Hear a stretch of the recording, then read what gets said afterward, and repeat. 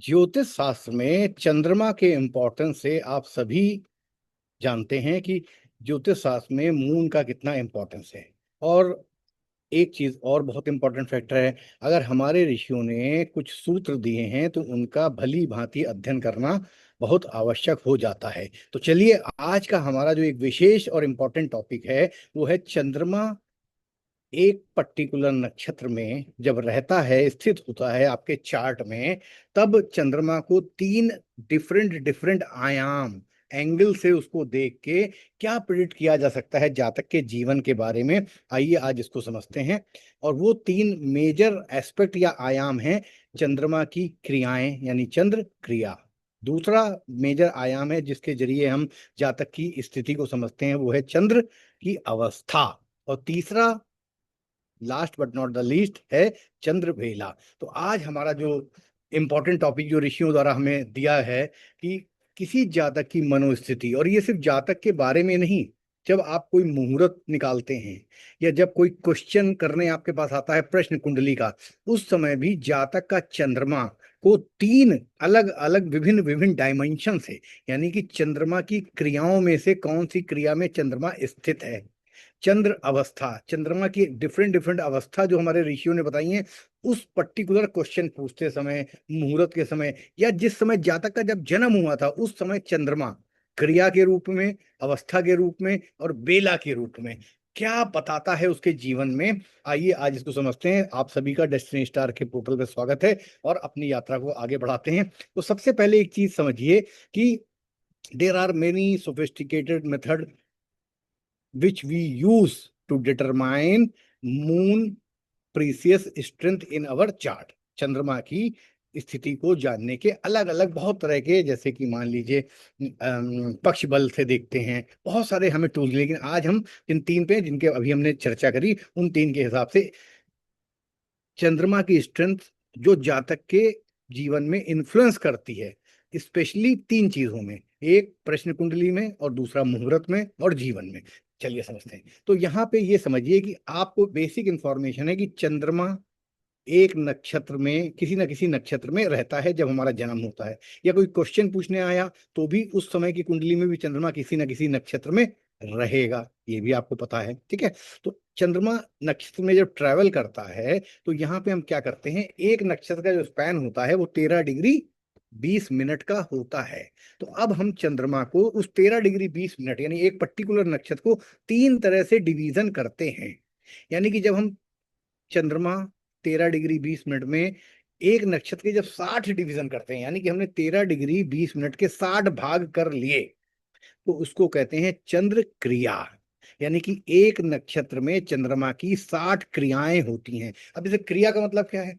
क्रिया का मतलब क्या कर रहा है, क्या करेगा। क्रिया, क्रिया मतलब डूइंग थिंग्स। तो अब समझिए, यानी कि जब हमने एक, तो अभी ये सिर्फ एक पैमाना है, एक एंगल से 60 हिस्से करे हमने। तो चंद्रमा चंद्रमा की क्रियाएं यानी कि नक्षत्र को हमने 60 इक्वल पार्ट्स में डिवाइड कर लिया। और कैसे कर लिया? 13 डिग्री 20 मिनट को के 60 भाग बराबर बराबर कर लिए, और हर भाग कुछ कहता है। हर भाग की जो अंश बनेंगे उसमें एक पर्टिकुलर एनर्जी और पर्टिकुलर वर्क हमारे ऋषियों ने अच्छा या बुरा बताया है। और जब तक हम इस चीज को समझते नहीं हैं तो हम ये नहीं जान पाते कि जातक के जीवन में उस पर्टिकुलर अंश का, छोटे से अंश का, यानी कि सोचिए एक नक्षत्र का 60वां भाग, कितना माइन्यूट डिटेल हो गया। हम लोग इससे पहले क्या करते थे, चंद्रमा को नक्षत्र में देखा, उसका स्वामी ले लिया, उसका लॉर्ड ले लिया, और उसी से प्रिडिक्शन, उसकी एनर्जी ले ली, उसके गुण सब धर्म ले लिए और प्रिडिक्शन कर दिए। अब आप सोचिए कि हमने पिन पॉइंट रखा, यानी कि अब हमने उसका 60 भाग करे इक्वल इक्वल, और हर 60 भाग की कहानी को हमें समझना। Getting my point? तो अल्टीमेटली फोकस कहाँ पे हुआ कि प्राइमरी इंडिकेशन क्या किया, इंडिविजुअल के एक्शन, स्पेसिफिक इवेंट्स जो कि उसके लाइफ में मैनिफेस्ट होंगे। क्योंकि अब यहाँ पे हम 60 चीजें निकाल रहे हैं ना उसके जीवन में से, 60 पार्ट करने के बाद। आशा करता हूँ ये इतनी बात आप हमारी अच्छे से समझ गए होंगे। अब चलते हैं। ठीक है। अब इसको आगे समझने के लिए जो जरूरी है उस पार्ट पे हम आते हैं।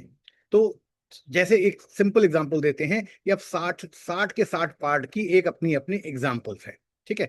जैसे फॉर एग्जांपल पहला नक्षत्र का पहला भाग, दूसरा भाग, इस तरह हमने 60 भाग कर लिए। तो आपको एक एग्जाम्पल देते हैं, ठीक है। जैसे मान लीजिए आपका चंद्रमा के जब पार्ट करे और आपने देखा कि मेरा चंद्रमा नक्षत्र के 49th पार्ट में है, एक एग्जांपल दे रहा हूँ, बाकी तो डिटेल में हम लोग आने वाले दिनों में सीखेंगे ये 60 के 60 पार्ट। जैसे कि आपने देखा कि मेरा चंद्रमा पर्टिकुलर मेरे जन्म के समय 49th डिवीजन में है, क्योंकि हमने नक्षत्र के 60 बराबर बराबर हिस्से कर लिए हैं और मेरा चंद्रमा 49th डिवीजन में आया।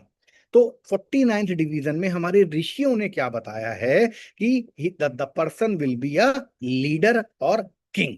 तो अब आप एक सिंपल फंडामेंटल, एक आपको 3 आयामों में से एक आयाम से ये समझ में आया कि मेरा जन्म जो है कहीं ना कहीं लीडरशिप या किंग बनने के लिए हुआ है। अब इसको और बाइफरकेट कर लीजिए। अब जैसे मान लीजिए चंद्रमा पंचम हाउस में है, तो आप किंग और लीडर कहाँ बनेंगे? विद्या के क्षेत्र में, क्रिएटिविटी के क्षेत्र में। समझिए, मतलब लॉजिकली।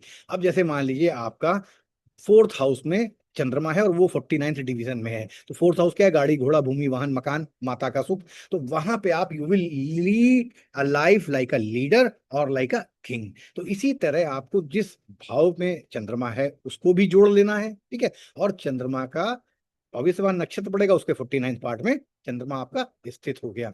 इसी प्रकार और समझ लीजिए, जब हम चंद्रमा की क्रियाओं को आगे बढ़ते हैं, तो जैसे मान लीजिए आपने जब कैलकुलेशन सारा किया और आपने देखा कि मेरा चंद्रमा 60 भागों में से जो बराबर बराबर मैंने किए हैं उसके 41st पार्ट में है। तो 41st पार्ट में ऋषियों ने क्या कहा है? सबकी एनर्जी दी है।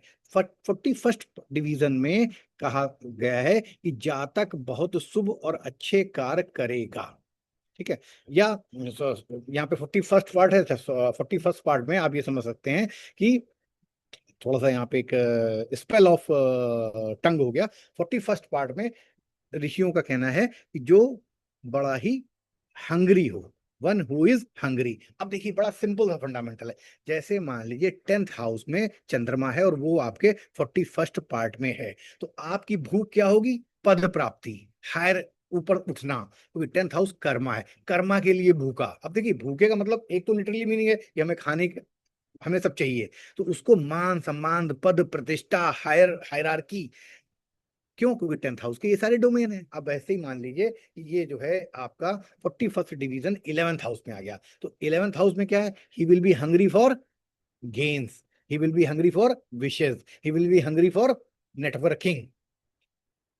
हमें हंग्री का लिटरली मीनिंग यानी भूखा तो वही है ही, लेकिन उसके साथ साथ भूख, कहते हैं यार तुमको पैसे की कितनी भूख है? मान लो 2nd हाउस में चंद्रमा है और वो 41st डिवीजन में है, तो उसको भूख काहे की होगी? रिश्तों की, वैल्यूज की, पैसे की, धन संचय की। क्यों? वो ये सारे 2nd हाउस के डोमेन है। तो आप देखिए अब ये उसकी लाइफ का, ओवरऑल लाइफ का ये एक सिजरा बन गया, एक सिस्टम बन जाएगा। तो जिस हाउस में, जैसे मान लो 3rd हाउस में चंद्रमा है और वो 41st डिवीजन में आ गया अकॉर्डिंग टू चंद्र क्रिया, तो हम क्या बोलेंगे? इसको पराक्रम की भूख है, इसको कम्युनिकेशन की भूख है। सिंपल। 3rd हाउस के आप डोमेन सारे जानते हैं, पराग वेल्योर है, नया इंटरप्राइज शुरू करना। अब उसको भूख क्या है? कुछ नया किया जाए, कुछ नया पराक्रम। एक काम खत्म हुआ, तुरंत दूसरा काम उसको चाहिए, क्योंकि वो ही भूखा, ही हंग्री फॉर, लिटरली एक वर्ड से कितने डिरेवेटिव आप निकाल सकते हैं? ये है परफेक्ट ज्योतिष, राइट। तो अब वो भूखा होता है इस चीज के लिए। अब जैसे 3rd हाउस क्या है? 3rd हाउस नॉर्मली कामा हाउस है। कामा हाउस मतलब इंटेलिजेंस भी है, इंटेलेक्चुअल हाउस भी होता है, तो अब उसको इंटेलिजेंस की भूख है, डिजायर्स की भूख है। तो इस तरह से इसमें जब 60 क्रियाएं आप सीख लेते हैं, तो अभी हमने सिर्फ एक पैमाने को समझ रहे हैं हम। उसी प्रकार मान लीजिए कि किसी जातक के चंद्रमा का नक्षत्र हमने देखा, उस नक्षत्र के हमने 60 डिवीजन करे। 60 डिवीजन करने के बाद हमने देखा कि इसका चंद्रमा डिग्री वाइज जो है 58th डिवीजन में है। मान लीजिए 58 में 58 में आ गया। हमें आपको 3 छोटे छोटे एग्जाम्पल करके बता रहे हैं। तो 58th डिवीजन में हमारे ऋषि क्या कहते हैं? जो अच्छे कर्म करता है। अब अच्छे कर्म करता है का मतलब क्या हुआ? ये तो 58th डिवीजन में चल रहा है, तो अब ये जीवन भर के लिए आपके साथ जुड़ गया, ठीक है। अच्छे कर्म करेगा ये जातक। अब जैसे मान लीजिए फॉर एग्जाम्पल ये है आपके 9th हाउस में आ गया, तो आपके अच्छे कर्म क्या होंगे? लंबी विदेश यात्रा, लंबी पढ़ाई, गुरु के प्रति, पिता के प्रति, धर्म के प्रति, भाग्य के प्रति आपके कर्म अच्छे हो जाएंगे। एक और एग्जांपल इसी में लिए, अब जैसे चंद्रमा 9th हाउस में है और 58th डिवीजन में है, तो 9th हाउस की एनर्जी और 58th डिवीजन की एनर्जी हमें यहाँ पे जोड़ देनी है। तो अब एक और चीज समझिए, थोड़ा एक स्टेप आगे चलते हैं। 9th हाउस जो है वो पत्नी से थर्ड है, पत्नी से थर्ड है, यानी पत्नी का पराक्रम हाउस है। तो पत्नी के पराक्रम में वो अच्छे सपोर्ट, अच्छे कर्म करने में हेल्प करेगा, उसका कर्म अच्छा है। लेकिन पत्नी अगर कोई पराक्रम कर रही है तो he will perform good and Payas deal in helping her. अब जैसे कि समझिए 9th हाउस क्या है, बच्चों का पंचम है, बच्चों का पंचम है। तो बच्चों का पंचम होने का मतलब बच्चों की संतान, यानी हमारे नाती पोते। ठीक है, लड़की हुई या लड़का हो फिफ्थ से हमें, तो या तो हमारे लड़की के बच्चे या लड़के के बच्चे, तो उनके लिए हम पायस डीड, यानी उनके लिए हम बहुत अच्छा धर्म परफॉर्म करेंगे, पायस डीड परफॉर्म करेंगे। अब जैसे माता का छठा है, माता का छठा कौन सा हुआ, 9th हाउस हो गया। ठीक है, और 9th हाउस में आपका चंद्रमा है, और चंद्रमा मान लीजिए 9th हाउस में 58th डिवीजन में है इन चंद्र क्रिया। तो पूरे जीवन में आप माता के छठे हाउस, माता का छठा, और ये तो एक इस तरह हर हाउस से आप बना के देख सकते हैं, और अपना पर्सनल भी देख सकते हैं। देखिए कितनी छोटी सी बातें हैं, लेकिन अगर आप ऋषियों के छुपे हुए मंतव्य को समझ लेंगे तो सोचिए इतने से ही आप कितने प्रिडिक्शन आपके माइंड में क्लियर हो जाते हैं। तो अब जैसे हमने माता की बात करी, तो माता की छठा यानी माता का रोग, ऋण, कर्जा, दुर्घटना, मुकदमा, लिटिगेशन, इनमें से कोई भी प्रॉब्लम आएगी तो आप धार्मिक और पवित्र डीड करेंगे, क्योंकि ऋषि कह चुके हैं कि 58th डिवीजन ऑफ चंद्र क्रिया में जातक पर वन पर्सन या जातक विल परफॉर्म पायस डीड्स। और क्योंकि नवा हाउस माता का रोग, ऋण, शत्रु स्थान है, तो उससे को कोई भी कष्ट आएगा तो you will perform pious deed. जैसे अभी हमने आपको पंचम से पंचम बताया, चतुर्थ से छठा बताया, सातवें से तीसरा बताया, तो इस तरह से आपको हर हाउस से बनाकर समझना है।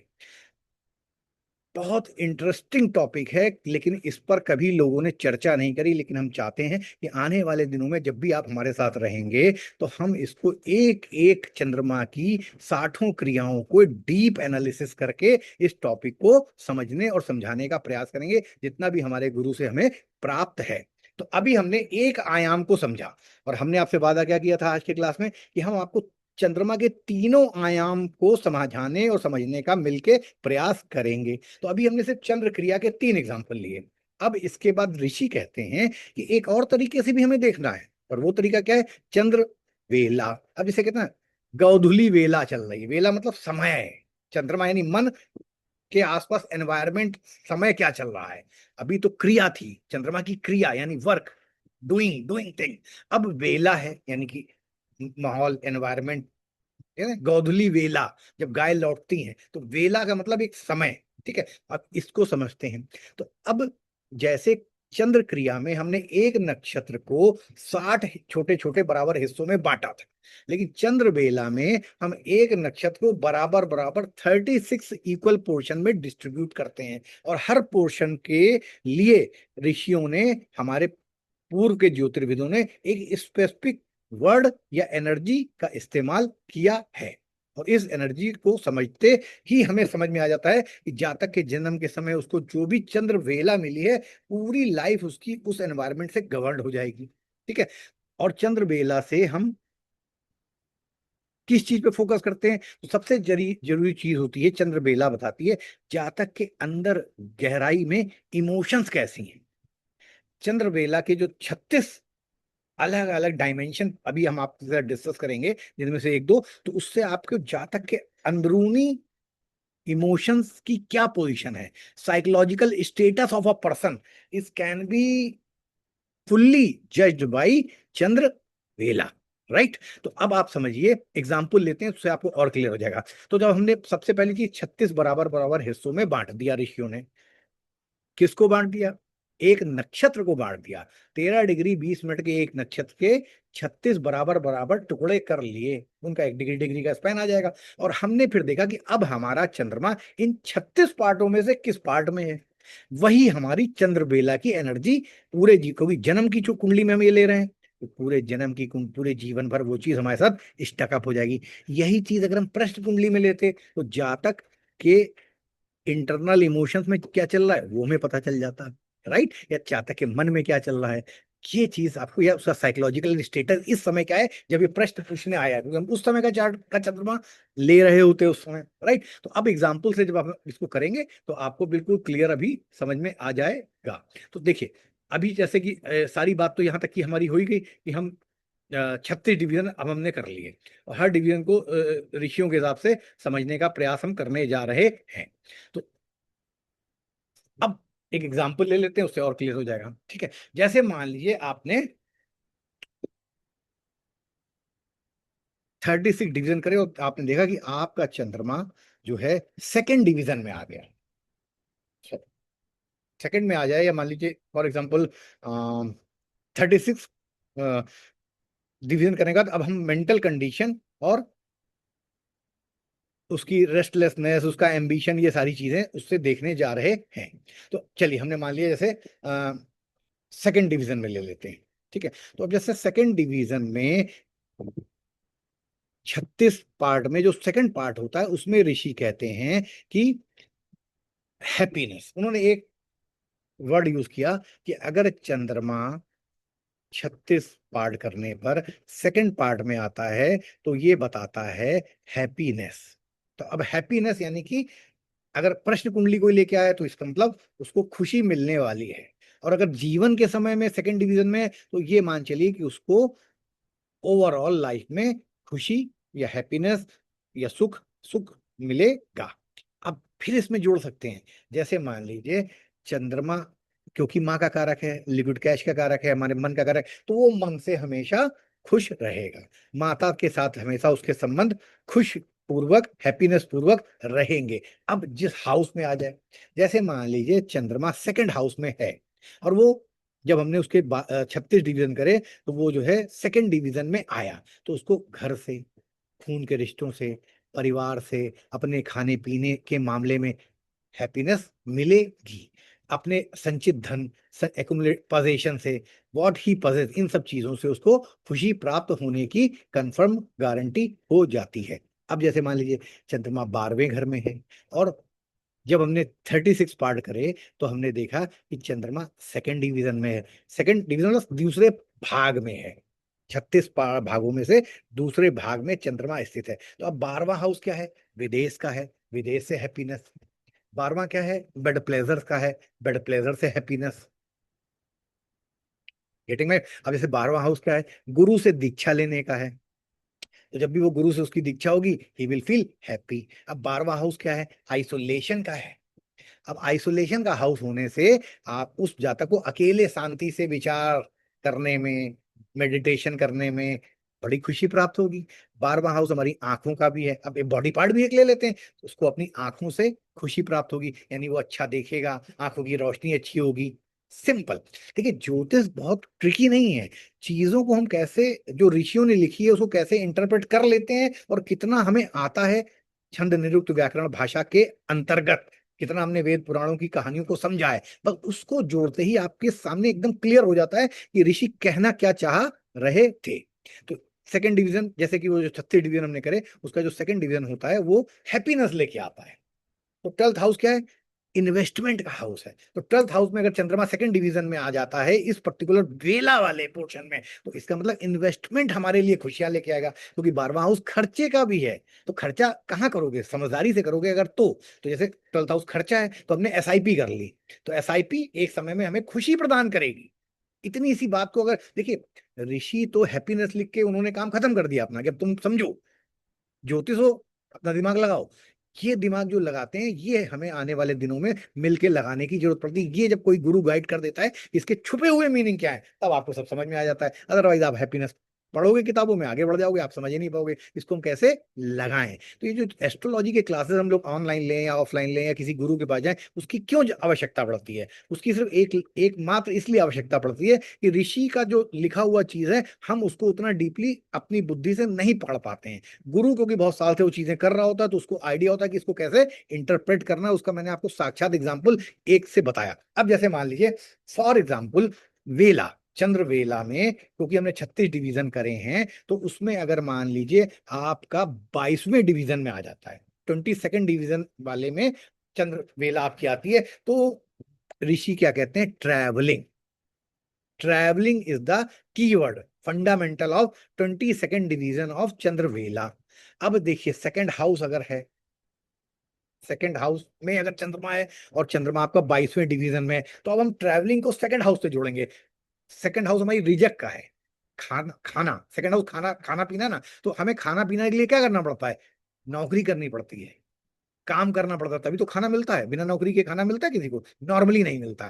तो यानी कि अब आपको क्या करना है, तो आपको अपने खाने के इंतजाम करने के लिए यू हैव टू ट्रैवल। अब आप चाहे सेल्समैन बन जाओ, चाहे शॉर्ट डिस्टेंस, मतलब you have to travel for your livelihood, क्योंकि कई शास्त्रों में सेकंड हाउस से भी लाइवलीहुड देखी जाती है along with seventh and tenth. तो सेवेंथ और टेंथ तो कर्मा है कि हम क्या कर्मा कर रहे हैं, ठीक है। लेकिन सेकंड हाउस क्योंकि खाने का है, तो खाने के लिए, भूख के लिए, भूख को पूरा करने के लिए हमें नौकरी या काम या रिजक कैसे मिलेगी, हमारा खाना पीना किस चीज से चलेगा, मार्केटिंग से चलेगा, सेल से चलेगा, टीचिंग से चलेगा, डॉक्टरी के पेश, इसलिए सेकंड हाउस का बहुत इंपॉर्टेंस होता है, हो जाता है।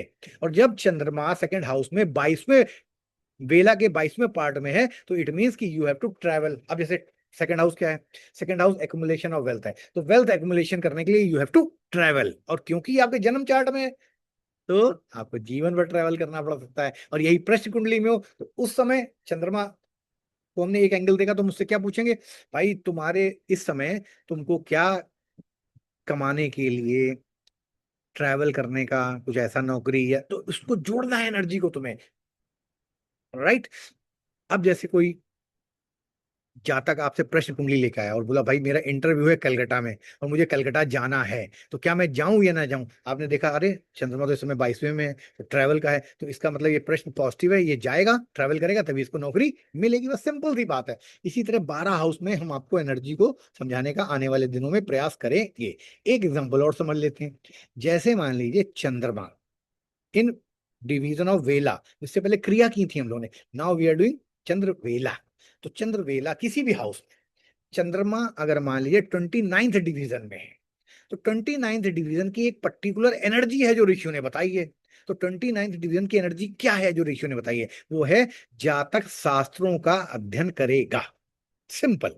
अब जैसे ही आपने ये एनर्जी जब आपको समझ में आ जाती है कि 29th division of Chandravela contains the energy of studying शास्त्रास, राइट। तो अब आप जातक का एक छुपा हुआ ब्रह्मांडीय ऊर्जा जन्म के समय उसको क्या मिली कि इसको शास्त्रों का अध्ययन करना है। अब शास्त्रों का अध्ययन कुछ भी हो सकता है, वो लॉ के हो सकते हैं, फिजिक्स हो सकते हैं, केमिस्ट्री हो सकते हैं, वेद हो सकते हैं, वेदांत, लेकिन शास्त्र होने चाहिए, शास्त्र, ठीक है, शास्त्र पढ़ेगा वो, ठीक है। तो अब आप सोचिए कि आप लाइफ के कितने छुपे हुए पहलुओं को ओपन कर सकते हैं। सिर्फ अभी हमने जबकि दो चीजें सीखी, एक सीखी चंद्र क्रिया और एक सीखी चंद्र वेला, तीन तीन एग्जाम्पल हमने आपको इसके दिए। अब जैसे शास्त्र की बात है, अब आपको हम समझाते हैं। जैसे मान लीजिए थर्ड हाउस में चंद्रमा है, और चंद्रमा एक पर्टिकुलर नक्षत्र में होगा थर्ड हाउस में, और उस नक्षत्र के में चंद्रमा 29th डिवीजन अकॉर्डिंग टू चंद्र वेला। टोटल 36 डिवीजन करेंगे हम, ध्यान रखिएगा, वेला में, क्रिया में 60 किए थे, तो जब 36वें डिवीजन में देखा 29th डिवीजन में, तो थर्ड हाउस क्या है, थर्ड हाउस जो है वो पराक्रम का है, कम्युनिकेशन का है। तो आप कम्युनिकेशन से या बुध वहां का काल पुरुष की कुंडली में मालिक है, तो आप बैंकिंग, स्पीकिंग, अब थर्ड हाउस कम्युनिकेशन का है, वॉइस का है, तो आप उससे रिलेटेड जो शास्त्र हैं, वो म्यूजिक, हाँ, तो थर्ड हाउस में आपने देखा ना, जब मिथुन राशि में एक लड़की वीणा बजा रही है, तो लड़के के हाथ में गदा है, तो अगर आप स्पोर्ट्स से रिलेटेड शास्त्र, म्यूजिक से रिलेटेड शास्त्र, या जो मिथुन राशि के बेसिक डोमेन है, या जो थर्ड हाउस के बेसिक डोमेन है, या थर्ड हाउस के डोमेन क्या है, कम्युनिकेशन, तो कम्युनिकेशन से रिलेटेड, अब कम्युनिकेशन से रिलेटेड आजकल बहुत सारी चीजें आ गई हैं, इंटरनेट भी उसी में आता है, हाँ, कम बड़े बड़े, तो उससे रिलेटेड नॉलेज आपको सीखना चाहिए, क्योंकि आपकी कुंडली में सबसे आसान है, ब्रह्मा वही करने के लिए आपको भेज रहा है। अब आप इसको नहीं पकड़ पाए, नहीं समझ पाए, वो एक अलग बात है कि आप अगेंस्ट द करंट जिंदगी भर करते रहे और आपने कहा कुछ मिला ही नहीं हमें। नहीं, जिस ज्योतिष पढ़ने का यही तो एक फायदा होता है कि हम किस चीज के लिए बने हैं, ऊपर वाले ने हमें क्या करने भेजा, अगर ये हम टाइम पे जान लें, तो हम अपनी एनर्जी उस पर्टिकुलर डायरेक्शन में लगाते हैं, राइट। जैसे संगीत में विशारद कर ली हमने, थर्ड हाउस में हमने देखा चंद्रमा स्टार्ट, और थर्ड हाउस में, अब थर्ड हाउस के जो शास्त्र हैं वो हमें समझने, अब जैसे थर्ड हाउस जो है अष्टम से अष्टम है, तो मौत के साथ, यानी कि लाइफ एंड डेथ, तो अकल्ट भी पढ़ सकते हैं आप, वो भी थर्ड हाउस अष्टम से अष्टम होता है। तो साथ फिर आप ज्योतिष पढ़ लीजिए, बहुत बढ़िया। अगर चंद्रमा आपका थर्ड हाउस में 29th डिवीजन में आ जाए, चंद्रवेला में, तो आप मौत की जानकारी, मतलब मौत का मतलब फ्यूचर, डेथ का मतलब future, present, past and future. तो आपको इसको देखिए, फंडामेंटल क्या है, ऋषि तो हर चीज कोडेड में बोलते हैं, वो खुल के कुछ नहीं बोलते हैं। ये आपके ऊपर है कि आप, आपका पूर्व का अध्ययन कितने सालों का है, उसके हिसाब से आप इसको कोरिलेट करके अपनी गागर को सागर से भर लेते हैं, अदरवाइज नहीं भर पाते हैं। ठीक है, तो बहुत इंटरेस्टिंग है ये। अब चलिए चलते हैं चंद्र अवस्था पे। तो जब हम चंद्र, अभी हमने आपको क्या बताया, सबसे पहले हमने चंद्रमा एक पर्टिकुलर नक्षत्र में स्थित होता है।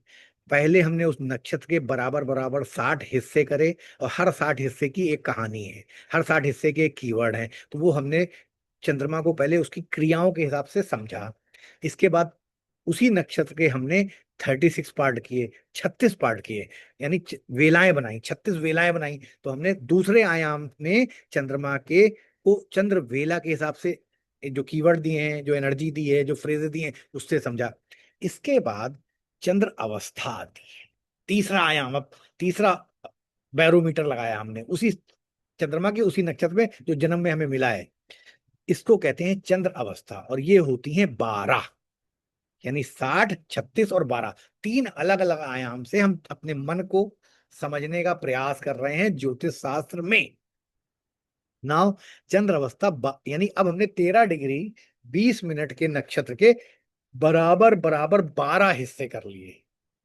जब हमने 12 हिस्से कर लिए बराबर बराबर, तो हमें चंद्रमा की 12 अवस्था प्राप्त हो गई, इक्वल पार्ट में। और ये जो होता है चंद्र अवस्था, ये लाइफ के फेजेस, हमारे जनरल एक्सपीरियंसेस, यानी आज हम कैसा एक्सपीरियंस करेंगे, या ओवरऑल लाइफ में कैसा एक्सपीरियंस करेंगे, या एक पर्टिकुलर जातक जीवन में किस तरह की चीजें फेस करेगा, उसके लिए चंद्र अवस्था होती है। ठीक है, अब समझिए, और हर 12 अवस्थाओं की एक एनर्जी बताई है, किसने, पूर्व के ज्योतिर्विद और ऋषियों ने। हमने देखा कि जब हमने अपने चंद्रमा जन्म के समय जिस नक्षत्र में स्थित था, उस नक्षत्र के 12 हिस्से कर लिए बराबर बराबर, और हमने देखा हमारा चंद्रमा उस नक्षत्र के सेकंड डिवीजन में है, 12 बराबर हिस्से कर लिए, तो देखा जो डिग्री हमारी चंद्रमा की है वो सेकंड डिवीजन में फॉल हो रही है। तो ऋषियों ने कहा कि भाई चंद्र अवस्था के सेकंड डिवीजन की एक पर्टिकुलर ऊर्जा है जो जातक के साथ जीवन भर लगी रहेगी। ठीक है, अब वो क्या है, यही तो 12 के 12 एनर्जी को हमें समझना है। उसी के लिए हम आने वाले दिनों में आपसे चर्चा करेंगे। आज जितनी कर सकते हैं उतनी कर लेते हैं। तो जैसे सेकंड डिवीजन में ऋषियों ने एनर्जी बताई कि he will be the favourite of the king, राजा का प्रिय होगा, favourite of the king, he will be liked by the king.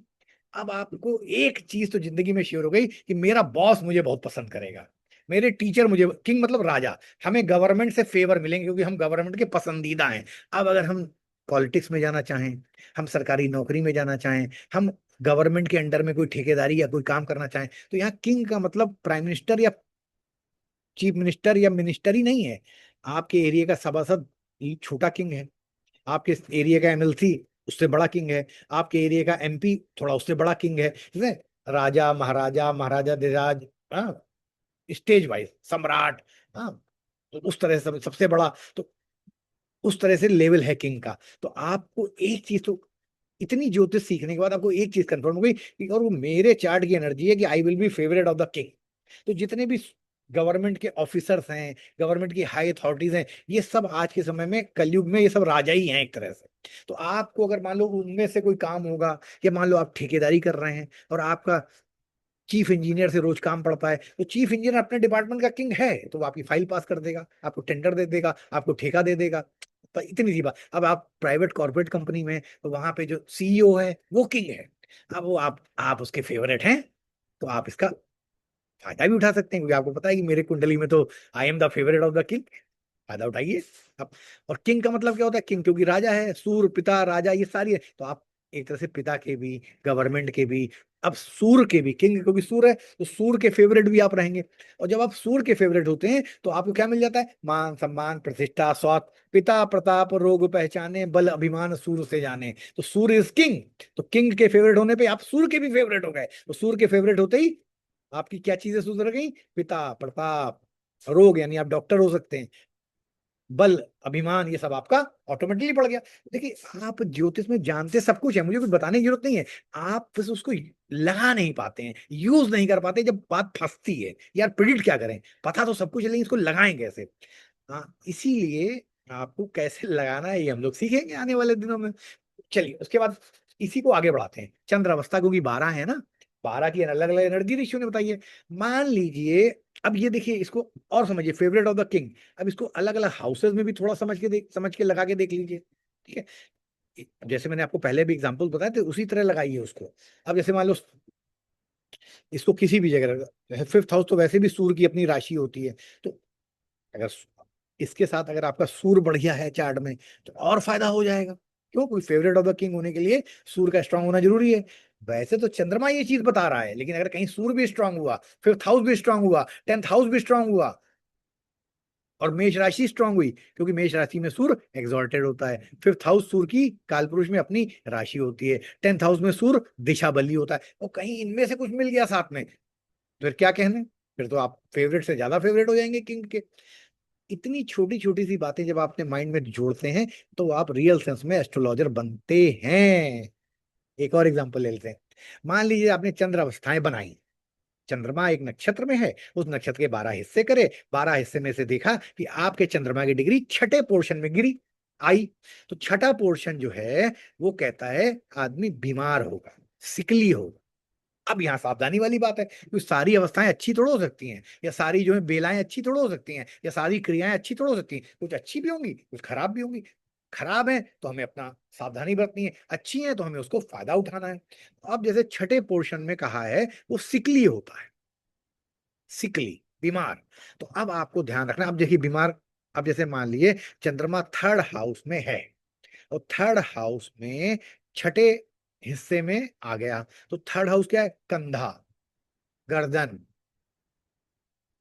या short distance travelling. Third house से शॉर्ट, उसमें आप बीमार पड़ जाएंगे। तो आप अगर शॉर्ट डिस्टेंस ट्रैवलिंग कर रहे हैं तो पानी खाना पीना बहुत सावधानी से खाइए। क्यों? क्योंकि आपका चंद्रमा छठे पोर्शन में थर्ड हाउस में है। तो आप जैसे ही शॉर्ट डिस्टेंस ट्रैवलिंग में कुछ खाएंगे आप बीमार पड़, वहां सावधानी रखनी है आपको। और सिकली, थर्ड हाउस से बीमारियां, ऐसे थर्ड हाउस से जब आप दृष्टांत बनाएंगे तो कान भी आ जाता है। ये आपको थोड़ा सा दिमाग लगाना पड़ेगा कि सिर्फ 12 हिस्सों के बॉडी पार्ट नहीं, उसके इंटरनल एक्सटर्नल सब जोड़ने हैं, तो वहां पे बीमारी के चांसेस हैं। अब जैसे सेवेंथ हाउस में चंद्रमा छठे पोर्शन में आ जाए तो सेवेंथ हाउस की बीमारी कौन सी होती है? अब जैसे चंद्रमा जल तत्व है, सेवेंथ हाउस हमारी टेस्टिकल्स का है, तो टेस्टिकल में पानी भर जाना जिसको हाइड्रोसील बोलते हैं। तो आपको ध्यान रखना है, बीमारी सातवें हाउस से आएगी ना, प्रोजनी से, प्राइवेट पार्ट से। बहुत छोटी छोटी चीजें हैं, लेकिन अगर आप एक बार लगाना सीख जाते हैं तो ज्योतिष से आसान कोई सब्जेक्ट नहीं होता है, अकॉर्डिंग टू मेरा जो अपना एक्सपीरियंस है। मैं गलत हो सकता हूँ, इसमें कोई ऐसी बात नहीं, लेकिन हम आपको बिल्कुल सिंपल तरीके से समझाने का प्रयास कर रहे हैं, समझिए। अब जैसे इसी में चंद्र अवस्था 12 हमने कर ली, तो हमने देखा कि हमारा चंद्रमा जो है 10वें पोर्शन में आ रहा है, 10वें डिवीजन में। तो 10वें डिवीजन में चंद्रमा की हमारे ऋषियों ने क्या एनर्जी बताई है कि इस मैर marry he will marry with a young lady. अब ये बढ़िया बात है। अगर उम्र से कम या यंग, या अब यंग का मतलब सिर्फ बॉडी से ही यंग नहीं है, यंग का मतलब your wife will be youthful. 50 साल की उम्र में भी 35-36 की नजर आ सकती है, यूथ, यंग। तो यानी कि उसकी, या उसके उम्र भले उम्र से उसकी 60 हो जाए, लेकिन ना दिल 55 का, मतलब उम्र 55 की दिल बचपन का, तो वो वाली बात यहाँ पर सार्थक हो जाती है। He will all your spouse will always, मतलब वो जिससे शादी करेगा वो यंग होगी। तो ये समझने की जरूरत है, यंग का मतलब यहाँ पे कई सेंस में लेना चाहिए। जैसे मान लीजिए, अब हमको एग्जांपल दिखाते हैं। यह अगर मान लीजिए टेंथ हाउस में चंद्रमा है और वो 10वें पोर्शन में है, तो 10वां चंद्र अवस्था क्या बोलती है कि he will marry a young maiden. तो अब कर्मा है, नौकरी है, तो वो जो मेड इन को हटा दो, यंग मेड मतलब मैरी का मतलब संबंध बनाना, रिश्ता बनाना। तो 10वें हाउस में उसका प्रोफेशन से जो कर्मा होगा वो एक न्यू फील्ड होगी, जो अभी तक जिसमें लोगों ने बहुत ज्यादा नौकरी नहीं करी होगी। यंग मेड इन का और क्या मतलब होता है?